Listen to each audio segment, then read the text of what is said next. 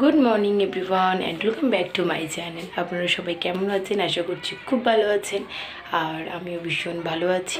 আজকে ব্লগটাকে স্টার্ট করলাম 10:30 থেকে। আজকে এই চোখের নিমেষের মধ্যে যে ঋষি কী কাণ্ড কারখানা ঘটে দিতে পারে আপনারা ভাবতেও পারবেন না।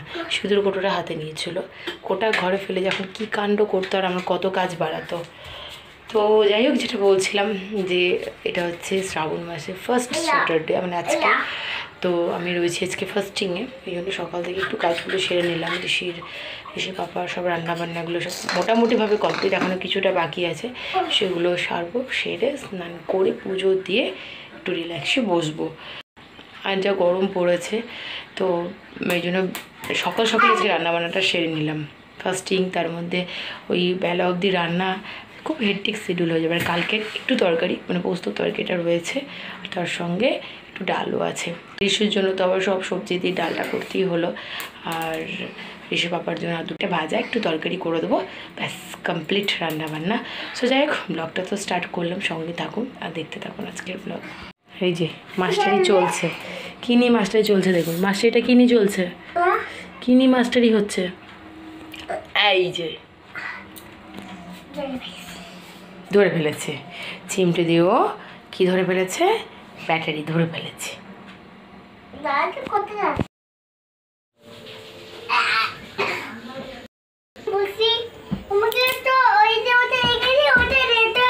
কি দেবো?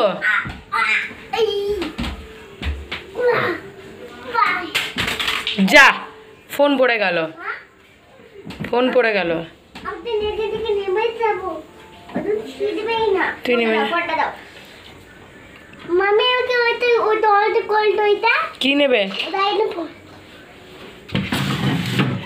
এই যাইলো ফোন, বেরিয়ে আয়। যাইলো ফোন বেরিয়ে গেছে।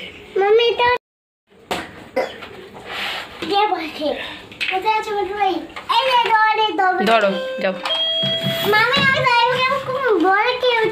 না, ওগুলো তোমার চলো চলো। না না না,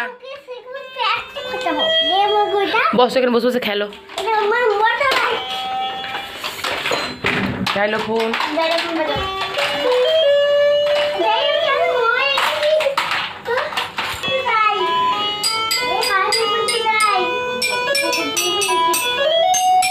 আদি বাজাই না আছি, আসলে আমি কিন্তু দিয়ে দেবো অন্য কাউকে।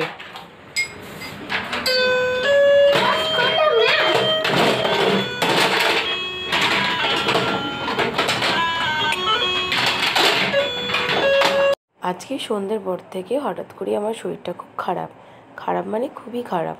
পুরো জ্বর চলে এসছে, উঠতেই পারছি না। তো ঋষিকে আমি বললাম যে ঋষি বেটু, তুমি তো খেলা করেছো, খেলনাগুলো একটু গুছিয়ে রাখো, আমার শরীরটা তো ভালো নেই।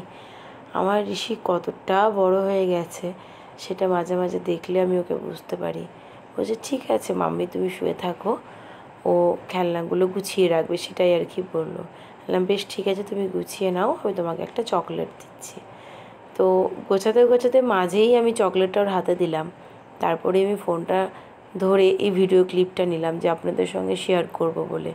এটাও একটা মেমোরেবল টাইম আমার কাছে, কারণ আমার এই শরীর খারাপটা দেখে আমার এতটুকু একটা ঋষি, সেও আমার কাজে হেল্প করছে। মানে কতটা যে ভালো লাগে একটা মা, সেই জানে যে তার সন্তান যখন তার কষ্টে পাশে থাকে কতটা ভালো লাগে।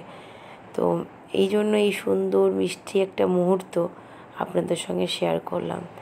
এবার সব গুছানো হয়ে যাওয়ার পর ঋষি আমাকে বলছে মাম্মি এটা খুলে দাও, আমি খাবো। তো এই সুন্দর মিষ্টি মুহূর্তটা আমি আপনাদেরকে ভয়েস ওভার দিয়েই জানালাম, না জানালে হয়তো এত সুন্দর করে আপনারা বুঝতে পারতেন না।